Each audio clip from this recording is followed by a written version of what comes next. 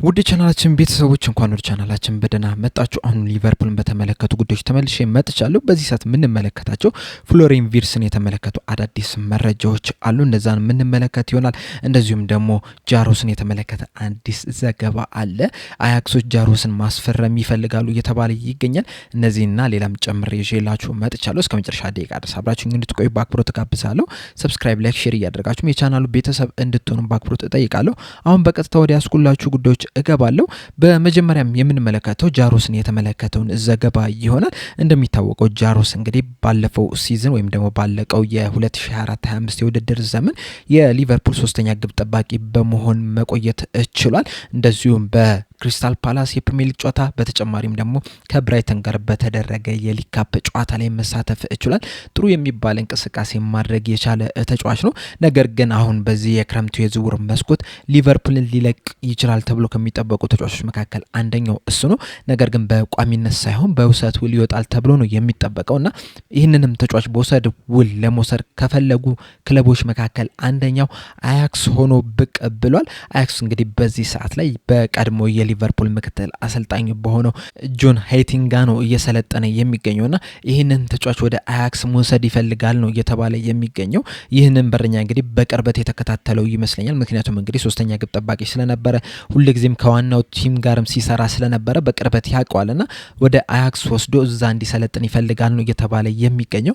በእርግጥ አያክሶች ብቻ አይደሉም እዚህ ተጫዋች ላይ ፍላጎት እያሳዩ የሚገኙት፣ ሌሎችም ይህንን ተጫዋች ለመውሰድ ፍላጎት አሳይቷል ነው እየተባለ የሚገኘው። በዚህ ሰዓት እንግዲህ ይህ በረኛ ከሊቨርፑል በውሰት ውል ይወጣል ተብሎ ነው የሚጠበቀው። በቅርቡ ነው ውሉንም ያራዘመውና በዛ መሰረትም በውሰት ውል ይወጣል ተብሎ ይጠበቃል። በዚህ ሰዓት ላይ እንግዲህ ሊቨርፑሎች የተለያዩ ተጫዋቾችን ወደ ክለባቸው እያመጡ ነው የሚገኙት። በዚህ ሳምንት እንኳን ሁለት በረኞች ሊቨርፑልን ተቀላቅለዋል። አንደኛው በእርግጥ አምና ቢሆንም ለሊቨርፑል እየፈረመው ነገር ግን ከውሰት ውሉ ተመልሶ በዚህ ሲዝን ነው ሊቨርፑልን የሚቀላቀለው። ማማርዳሽቪሊ ቫሌንሺያ የሚያደርገውን ቆይታ ጨርሶ ወደ ሊቨርፑል ይመለሳል። ሌላኛው በረኛ ደግሞ ትናንትና በይፋ ለሊቨርፑል የፈረመው አርሚን ፔች የተባለው ሃንጋሪያዊ የ20 ዓመት ወጣት በረኛ ነውና ይህም ሊቨርፑልን ይቀላቀላል ተብሎ ነው የሚጠበቀው። በውሰት ውልም አይወጣም ነው እየተባለ የሚገኘው። በእርግጥ አሁን ላይም የመውጣት ቻንስ አለው ቢባልም ነገር ግን ቀጣይ ሲዝንም በሊቨርፑል ይቆያል ተብሎ ነው በዚህ ሰዓት ላይ እንግዲህ እየተጠበቀ የሚገኘው። በተጨማሪም አሊሰን ቤከር ስላለ ምናልባትም ጃሮስም በውሰት ውል ሊቨርፑልን ይለቃል ተብሎ ነው የሚጠበቀው እና አያክሶች ቀዳሚ ፈላጊ ሆነው ብቅ ብለዋል። የሚወጣ ተጫዋችን ከተመለከተን አይቀር እንግዲህ በዚህ ሰዓት ላይ ከሊቨርፑል የወጡ የተረጋገጡ ተጫዋቾች አሉ። አንደኛው አሌክሳንደር አርኖልድን ወደ ማድሪድ የሚያደርገውን ዝውውር ጨርሷል። ሌላኛው ኪቪን ኬለር ወደ ብሬንትፎርድ የሚያደርገውን ዝውውር ጨርሷል። ከዛ በተጨማሪ ግን ወጣት ተጫዋቾች ኮንትራታቸው አልቀው ከሊቨርፑል የሚወጡ አሉ። አንደኛው ጃኮብ ነው። ሌላኛው ዶሚኒክ የተባሉ ተጫዋች ነው። ትሩማን የተባለውም ተጫዋች፣ በተጨማሪም ደግሞ ሊ ጆንስ፣ ሊዊስ ሃርቪ ኤቨርስ፣ በተጨማሪም ደግሞ ጃኮብ የተባሉ ተጫዋቾች እንግዲህ የኮንትራታቸው ተጠናቆ ከሊቨርፑል ጋር ተለያይቷል። እነዚህ እንዳለ እንግዲህ ወጣት ተጫዋቾች ናቸው። ሊቨርፑሎች እንግዲህ በዚህ ሰዓት ሙሉ ቲሙን እያደሱ ነው የሚመስሉትና አብዛኛው ወጣት ተጫዋቾችም ከሊቨርፑል እየተለዩ ነው የሚገኙት ለሌሎች ወጣት ተጫዋቾች ቦታ እንዲከፍቱ ተብሏል።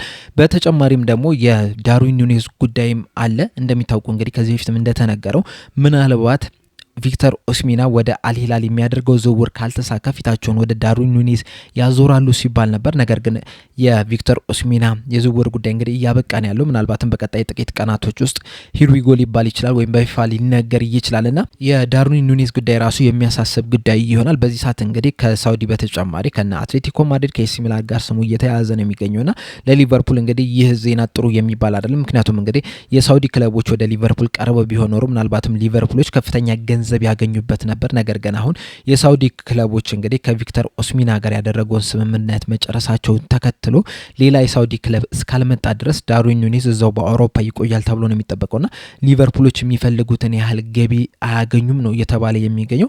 ያ ነገር ራሱ ትልቅ አሳሳቢ ጉዳይ ነው የሚሆነው። ሌላኛው የምንመለከተው ጉዳይ ደግሞ ፍሎሪያን ቪርትስን የተመለከተውን ዘገባ ይሆናል። ፍሎሪያን ቪርትስ እንግዲህ ስሙ ከሊቨርፑል ጋር መያያዝ ከጀመረ ትንሽ ሰንበትበት ብሏል። ነገር ግን እስካሁን ድረስ እንግዲህ ዝውውሩ ሊጠናቀቅ አልቻለም። በእርግጥ ይህ ተጫዋች እንግዲህ ወደ ሊቨርፑል የሚመጣ ከሆነ በጣም በውድ ዋጋ ነው የሚመጣው። ከ100 ሚሊዮን ፓውንድ በላይ ነው የሚያወጣውና እንደዚህ አይነት ዝውውሮች ደግሞ ሁልጊዜም ብንመለከታቸው ትንሽ ረዘም ያለ ጊዜ ነው የሚፈልጉትና በእነዚህ ጊዜያቶች ውስጥ እንግዲህ የተለያዩ መረጃዎች ይወጣሉ። አንዳንድ እውነታዎች ሊኖራቸው ይችላል። ነገር ግን ደግሞ አንዳንድ ደግሞ ማለት ነው ዝም ብሎ ውሸትም ተራወሬም ሊሆን የሚችልበት ቻንስ አለና የተለያዩ ነገሮችን እንግዲህ በዚህ ተጫዋች ዙሪያ ስንሰማ ነበር። ባለፈው በእርግጥ ቀጣይ ሳምንት ላይ የሕክምና ምርመራ ያደርጋል ተብሎ ነው የሚጠበቀው። ከዚህ በፊት ደግሞ ፋብሪዞ ሮማኖ እንደተናገረው ከሆነ እንግዲህ በብዙ ነገሮች ተስማምቷል። የመጨረሻ ነገሮች ላይ ብቻ ነው የቀራቸው እና በቅርቡ ዝውውሩ ይጠናቀቃል ሲል ነበር። ከዛ በኋላ እንኳን የተለያዩ ጥያቄዎች ተጠይቀው ለነዛ ጥያቄዎች ውድቅ አድርጓል የሚሉ መረጃዎች ወጥተዋል። ከዚህ በፊት እንግዲህ ሊቨርፑሎች 109 ሚሊዮን ፓውንድ አቅርበው ነበረ። ባየር ሊቨርኩሰኖች ያንን ውድቅ አድርገውታል። ከዛ በኋላ 113 ሚሊዮን ፓውንድ አቅርበዋል የሚሉ መረጃዎች ወጥተው ነበር። አሁንም በተመሳሳይ መልኩ እንግዲህ እንደዚህ አይነት መረጃዎች ወጥተዋል።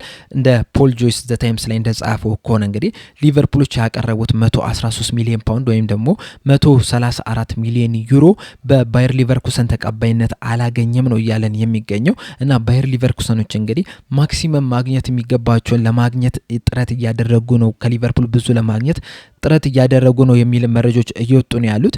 ዘሚል ላይ እንግዲህ ሊውስ ስቲል እንደዘገበውም ከሆነ እንግዲህ በጣም ኮንፊደንስ አለ በሁለቱም በኩል እንግዲህ ስምምነቶች በቅርቡ ይደረጋል። ምናልባትም እንግዲህ በቀጣይ ሳምንት ራሱ የሕክምና ምርመራ ያደርጋል ተብሎ ይጠበቃል።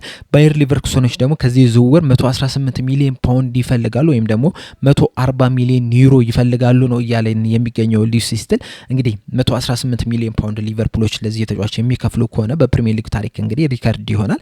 ከዚህ በፊት እንግዲህ ቼልሲ ነው ለሞሲስ ካይሴዶ ከብራይተን ሲያስፈርም 115 ሚሊዮን ፓውንድ ከፍሎ ያመጣውና ከዛ እንግዲህ ክፍያ 3 ሚሊዮን ፓውንድ ጨምሮ ሊቨርፑል ሊያመጡት ይችላሉ ነው እያለን የሚገኙና አያይዞ ምንድን ያለው ነገሮቹ ላይ ያለቁ ነው ያሉት። በጣም በተቃቀን ነገሮች ላይ ነው እንግዲህ አሁን ላይ ድርድር እያደረጉ የሚገኙት።